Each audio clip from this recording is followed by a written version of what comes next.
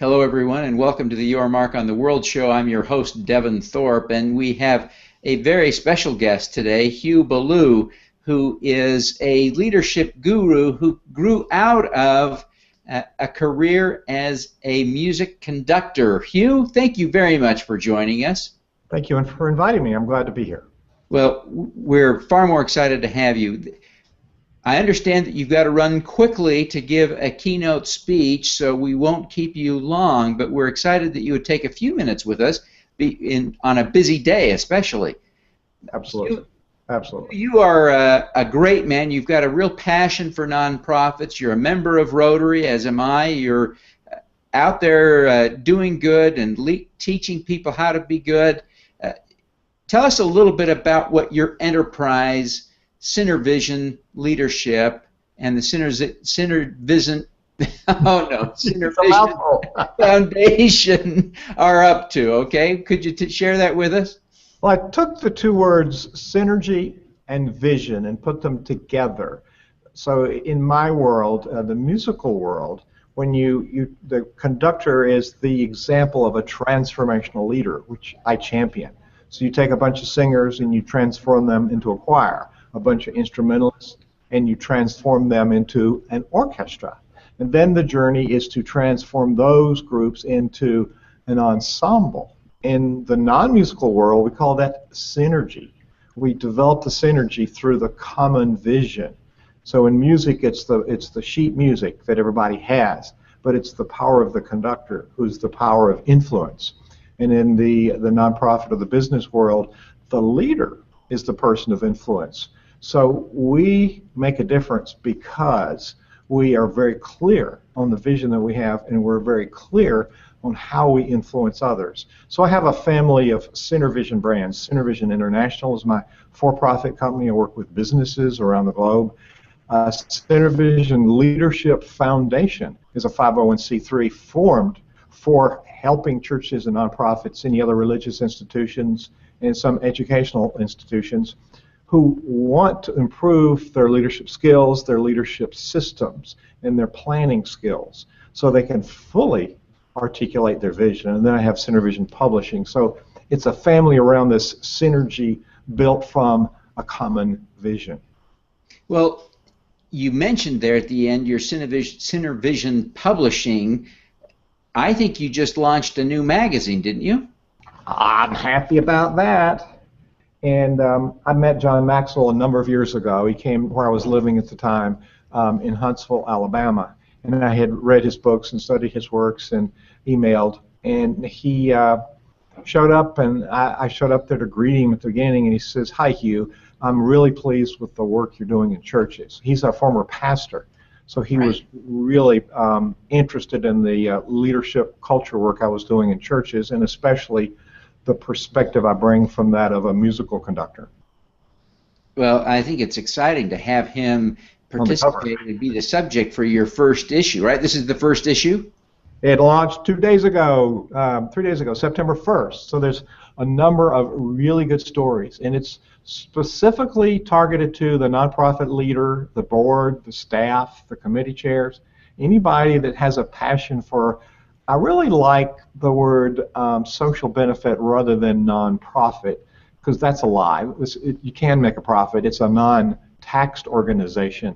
So we're in existence because we bring benefits to the community, and the work is very important. So my contribution is to help leaders continue to grow their skills and their systems.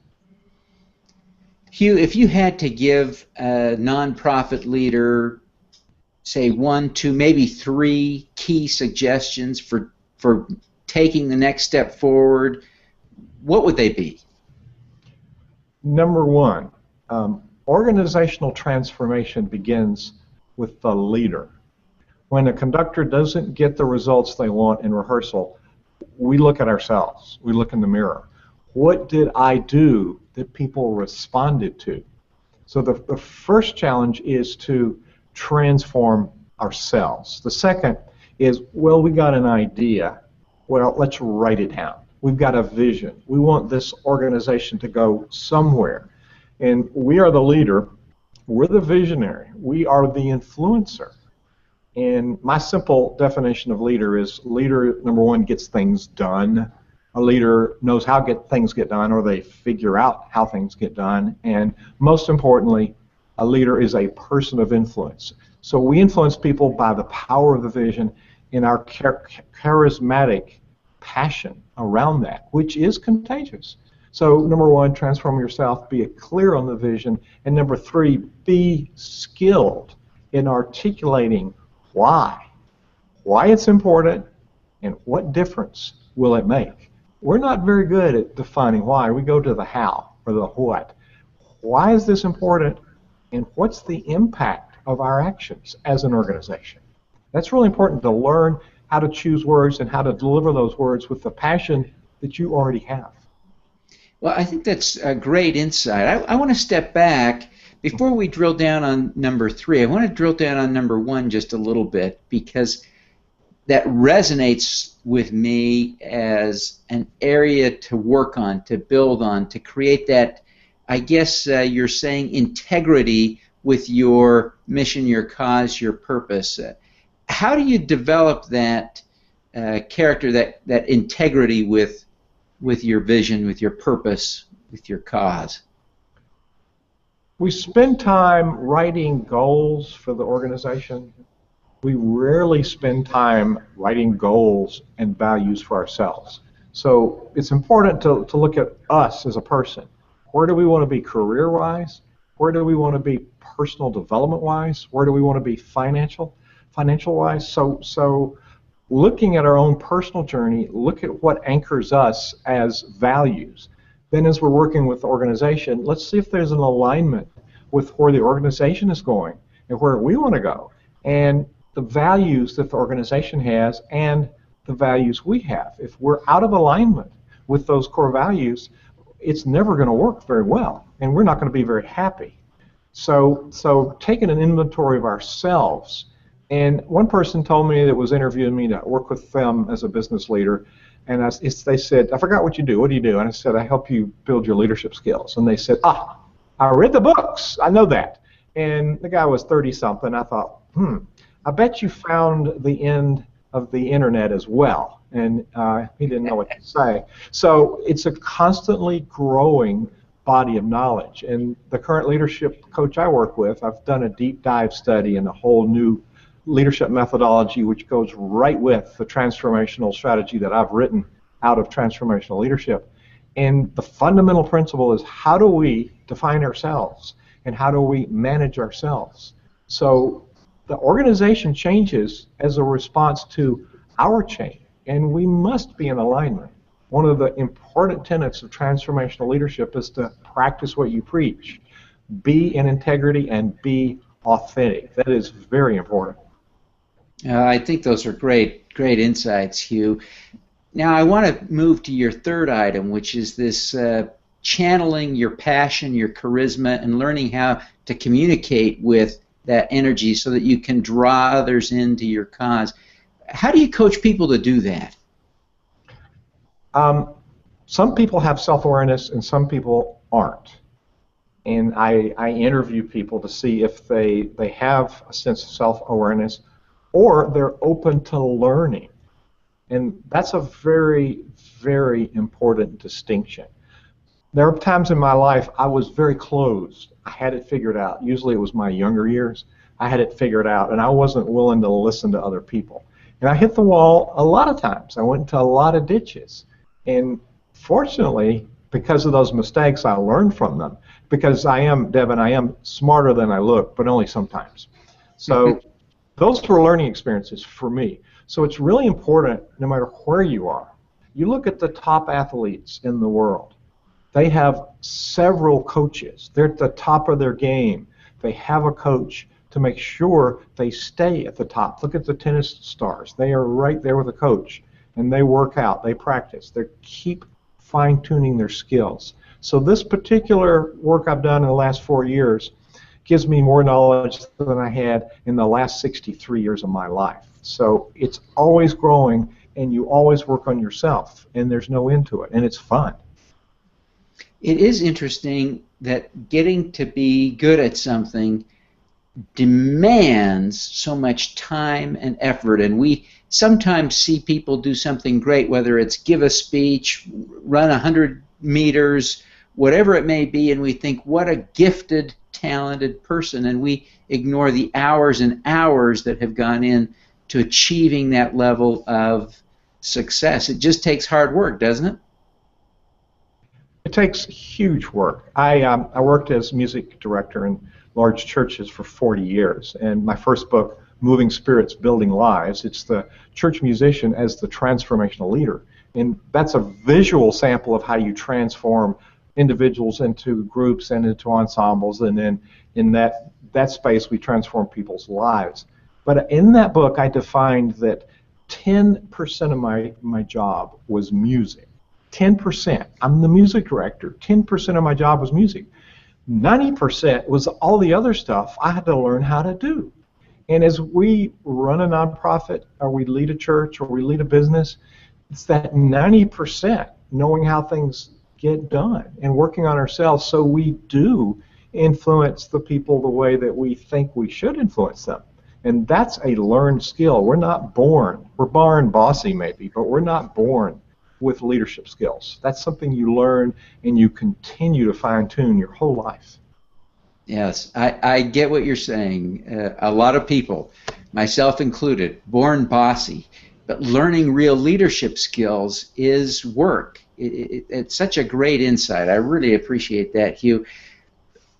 I want to ask now, Hugh, if you'd give us some idea of how people can engage with you. I want to go through all of the options for all of the different audiences, but I think people come to you for a variety of reasons. Walk us through how different people, different audiences, nonprofit leaders, et cetera, might engage with you, get your content, et cetera. Well, my company is CenterVision, and you have it on the page there, CenterVision, and if you put .us, it's my business site. And there's a page for nonprofits, a page for entrepreneurs, a page for business leaders. And fundamentally, I work with the leaders, starting an enterprise or growing an enterprise. And leadership is a culture in my world, like the orchestra is a culture.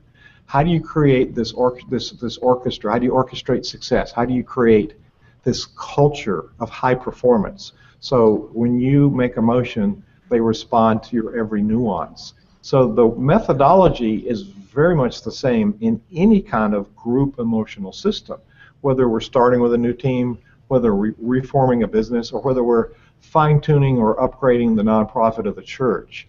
We really create the culture where people understand the passion, understand the vision, the mission, and they see their place in the journey. I work with a lot of substantial companies. They're doing $50 to $100 million, and they're raising the revenue, but they're not improving the bottom line. And the secret is in the culture. We have a lot of waste. The people that do the surveys, I forget their name, the TV surveys, but they did a survey. You know what the name of it is? Is it Nielsen that you're thinking of? Yeah, those starts with G. But they did a survey recently and found that 70% of employees are disengaged or actively disengaged, and that translates to $500 billion in lost revenue, lost profit, not revenue, profit. So in the social benefit world, we don't really activate these servant leaders in church members in ministry, in business, the employees. We don't activate them with the passion because we're not clear on it. So people can engage me by, on CenterVision US, taking my online courses. People can engage me as a personal coach, or people can engage me as a corporate culture architect. How do we install transformational leadership in your nonprofit, in your business, or how do you build it out from the start as an entrepreneur? This is a infinitely expandable, unlike autocratic, which is all dependent on you. Transformational leadership is dependent on the vision and the team, so it's ultimately expandable, so you can grow this enterprise.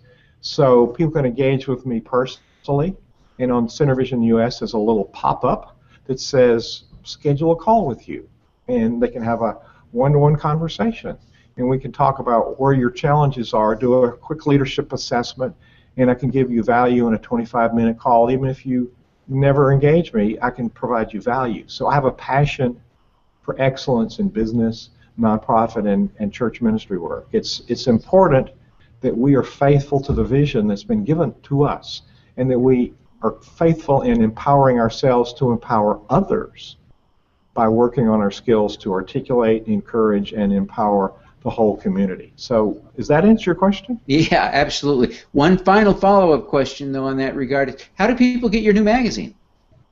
Go to Nonprofit Performance. It's a family magazine's Performance 360. So you go to nonprofitperformance.org, and right there, boom, you can subscribe. It's ready to go. You can have a digital copy for free. You can get it on your iPad, and you can get a print copy. Just order it. It's yours. Fantastic. Well, Hugh, thank you very much for joining us today. I appreciate your time. I know you've got to run to give your speech, and we wish you every success in doing that and in all of your work. We certainly appreciate the effort you make to make the world a better place by helping the helpers. Well, I'm pretty pleased to be part of your movement to make the world a better place. Thank you for inviting me. Well, thank you, Hugh. Let's do some good. Absolutely.